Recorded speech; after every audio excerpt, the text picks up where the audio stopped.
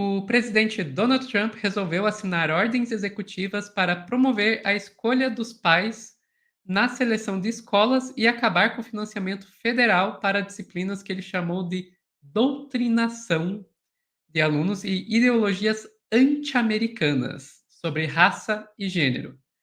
Mas sabe quem que está defendendo essas medidas do Trump? Eduardo Bolsonaro.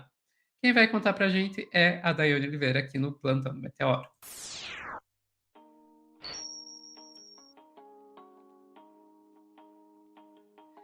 Dai, eu acho que eu vou precisar arranjar mais músicas tensas para colocar de trilha sonora aqui do canal, porque a gente tá usando muito essa mesma. Está, mas infelizmente, né, a gente está trazendo também uns temas aí que são uns temas muito necessários para o debate e que envolvem pessoas aqui no Brasil, né, como Eduardo Bolsonaro e um líder também muito importante como Donald Trump. Então não tem como botar esses dois no mesmo balaio sem botar música tensa. E essa questão não vai sair nada de bom, né, desses dois. E aí a gente tem o Donald Trump assinando essa ordem executiva que simplesmente acaba com fundos para disciplinas que abordam racismo e teorias de gênero nas escolas. E a gente tem o Donald Trump que já falou sobre gênero, a gente já falou sobre isso, eu não lembro se foi no começo da semana ou se foi na semana passada, sobre o Donald Trump reconhecer apenas 2 gêneros, masculino e feminino. Já era algo ruim, já era algo que vem limitando direitos, porque isso não é apenas tirar dos sites, né, por termos LGBT e QMA+, não é sobre nada disso.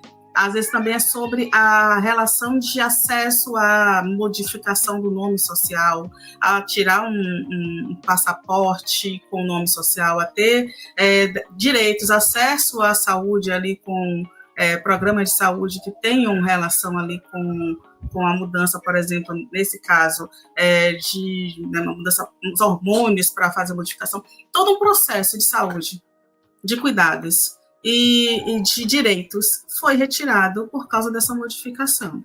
Dito isso, a gente tem agora o Trump fazendo também esse processo nas escolas, que é eliminar a relação, as questões raciais e a questão sexualidade, de gênero, por causa de uma ideia de que para ele é apenas doutrinação, é uma dinâmica de ideologia. Né? Aqui no Brasil, a galera chamaria de identitarismo, então vamos cortar porque é identitarismo. Mas é muito importante a gente entender que não é sobre ideologia, até porque a gente falou, né? Ideologia normativa é geralmente o que a gente vive, né? O que é ideologia de gênero mesmo é a heteronormatividade, a heterossexualidade, é isso que a gente vive compulsoriamente empurrado para a gente desde o nascimento. Se você aprender sobre raça, sobre etnia, sobre gênero, sexualidade, identidade de gênero, é outra coisa, é extremamente necessário para compreender o mundo em que a gente vive, que é extremamente diverso. E tirar isso é justamente o que o Trump quer, deixar as pessoas na ignorância para aumentar a violência, o desconhecimento, e com isso e visibilizar, inclusive, tanto a luta pelos direitos civis em relação ao racismo, combate ao racismo, também contra a questão de gênero. E aí eu vou te pedir, Sofia, por favor, para mostrar a matéria do Poder 360, que é bem interessante, que traz, né, justamente que houve essa portaria aí do Donald Trump, em que, para o republicano, esse tipo de currículo faz parte da doutrinação de alunos com ideologias anti-americanas. Aí o Trump... Só para confirmar, é CNN ou Poder 360? Poder 360. Eu vou te pedir para... Eu vou até no chat privado agora. Ah, tá, você jogou no chat privado. Eu estava olhando aqui, estava no nosso espelho. Perdão. Aí, agora vai. Não, erro meu. Não, fique tranquilo, talvez tenha sido eu também. E aí é justamente essa matéria aqui, o Trump, né, que traz essa relação do Trump, e olha o trecho, né, aspas do próprio Trump. É política da minha administração apoiar os pais na escolha, e direção de criação e educação de seus filhos, disse o presidente. Muitas crianças não prosperam na escola designada e administrada pelo governo. Mas o que é que isso tem a ver com falar de relação racial e questão de gênero, enfim.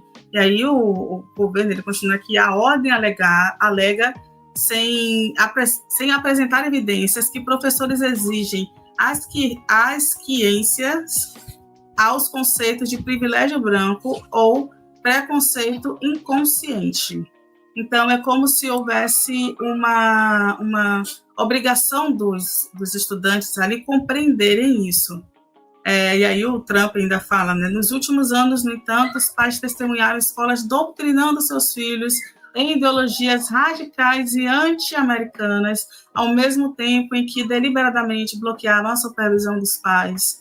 É isso que ele fala, as escolas têm 90 dias ali para acabar com, né, os planos, essas aulas que falam, né, sobre esses temas. O que é extremamente triste, a Bell Hooks... Eu vou dizer uma coisa, eu não queria a morte da Bell Hooks, não, mas eu acho que bom que a Bell Hooks não está aqui para ver o Trump novamente presidente e, né, fazendo essas coisas, porque a Bell Hooks ela foi uma professora, uma grande pensadora do movimento de mulheres negras, feminista negra, dessa linha que a gente hoje chama de interseccional.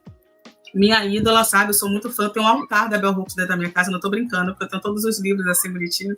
Só de sabe? Tem um altar da Bell Hooks. E a Bell Hooks ela tem uma ideia de transgredir a educação e justamente traz essa questão nas universidades, que o debate sobre raça, sobre gênero, sexualidade, sobre questões sociais, ele precisa ser feito dentro de todos os espaços de educação. Inclusive, a Bell Hooks era paulo freireana, ela bebeu da água de Paulo Freire. Então, a gente tem uma das maiores pesquisadoras de educação que fala de raça, feminismo do mundo, que bebeu do Paulo Freire, que fala de educação citando o Paulo Freire, porque isso é fantástico, porque é justamente essa ideia de você trazer uma educação inclusiva, participativa, e um detalhe, tá? Tanto esse pensamento de educação que combate o racismo, que combate as questões de gêneros, não é um modelo de educação que exclui os pais e a comunidade das escolas. Pelo contrário, é necessário, inclusive, que os pais e a comunidade estejam ali dentro daquele espaço, dialogando, porque a ideia é transformar o mundo, melhorar, né, a dinâmica desse mundo de acordo com as pessoas que estão ali naquele ciclo. Então, quando o Trump diz que os pais estão sendo expulsos das escolas, etc. e tal, na verdade, o que ele está falando a gente está colocando aqui dentro da escola novamente pais que não querem saber de questionamentos ou debate. Muitas vezes são aqueles pais que chegam na escola para gritar ou dizer, não quero que meu filho aprenda sobre tal assunto. E é o que hoje, por exemplo, a gente vê o Nicolas Ferreira falando, né? Uma doutrinação de escola de gênero que não existe, que simplesmente é levar conhecimento e fazer com que as pessoas tenham pensamento crítico. E só se cria pensamento crítico com acesso à informação, inclusive informação diversa. E aí, Sophie, como eu vou ligar o Bolsonaro nisso? Para a gente ligar o Bolsonaro, a gente vai lembrar de uma coisa. Olha o que o Bolsonaro fala. Vou te pedir para trazer a da revista Fórum, por favor. O Bolsonaro ele resolve falar, dia desses aí, sobre... ele se declarou patriota, né, admirador do Donald Trump, e ele falou que o Brasil pode sofrer sanções.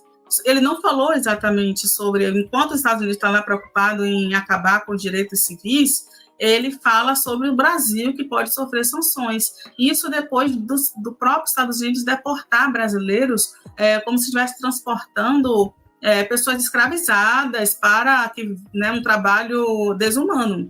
Foram pessoas que foram transportadas, né, algemadas, com mais de 50 horas sem conseguir beber água, ir ao banheiro, ter acesso à alimentação, num calor infernal dentro de um avião. Então, foi totalmente desumano o tratamento dado aos brasileiros. E aí a pessoa que se diz patriota diz o seguinte, entre aspas, que coisa ridícula, o complicado é que se esta pataquada desta diplomacia anã seguir adiante, queremos desgastar o Donald Trump, e quem vai pagar é o povo com a sanção que o Brasil receberá. Então, no momento que o Donald Trump está lá tirando direitos civis, vem um deputado federal, que parece ser um deputado internacional, né, um diplomata, questionar o Brasil por estar cobrando que o Donald Trump trate, pelo menos, já que ele não vai tratar bem o seu povo, né, só vai tratar bem aqueles que sejam da direita, extrema-direita, extremamente radicais, ele não vai tratar bem toda uma comunidade, toda uma sociedade, que ele pelo menos trate bem os estrangeiros, nesse caso o povo brasileiro, que é o mínimo que se deveria cobrar, né?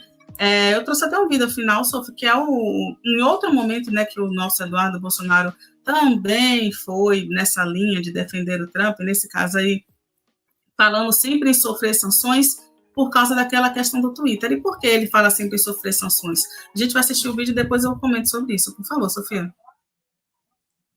Presidencial da Venezuela, por parte dos americanos, e falando, né, esperando que o Lula goste de andar de avião comercial, ou seja, mandando um recado bem claro de que não estaria muito afastado a possibilidade do governo brasileiro também pagar esse calote, essa injustiça, essa covardia contra empresas do tipo Starlink e X.